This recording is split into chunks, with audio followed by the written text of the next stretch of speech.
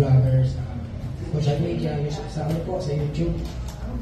Binibisita po namin yung mga dating mga katrabaho nila sa Roy, sa Eddie.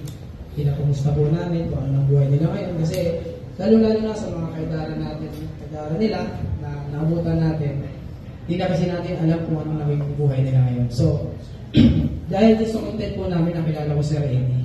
Actually, si Sir Eddie talaga ang pinakaunang-una kong na-interview na character actor.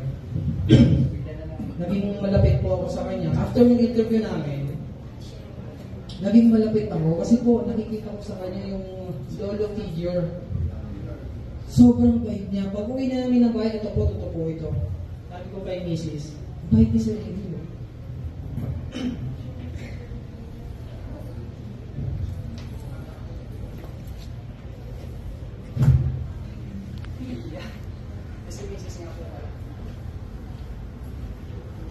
Totoo po ito. Napakabait niya kasi mahirap i-explain. Alam mo yung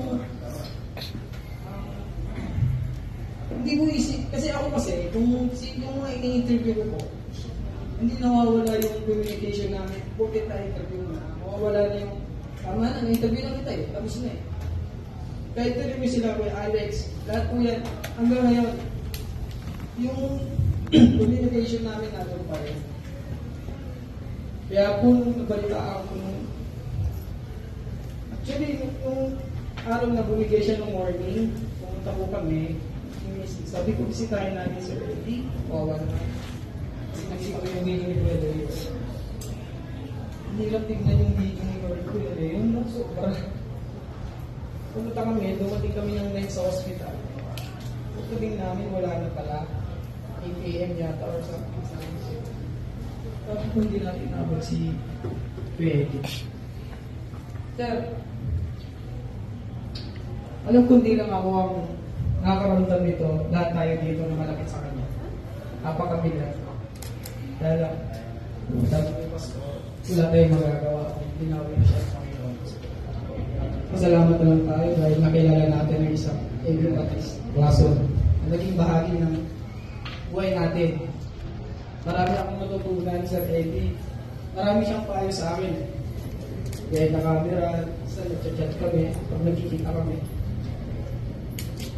Ang huling pagkikita namin yung 10th anniversary ni FPJ sa studio. So, happy-happy kami doon.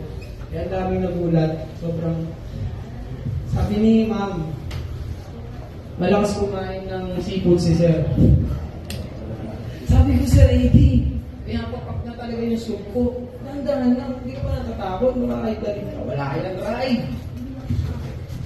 Eddie Pasto. Ayan na lang. So ayun nga, siguro nga ay isa rin yun sa mga, kaya wala tayong magagawa ate. Desisyon niya ng Panginoon. Pasalamat na lang tayo Sir Eddie. Maraming salamat sa mga masasayang alaala niyo po sa amin. Alam ko, hindi po ako ang pinakamalapit na kaibigan dito. Marami pang iba. Hindi ang lahat ng kaibigan po ninyo, maraming salamat po. Hindi po namin kayo makakalimutan. Sir Eddie, thank you po.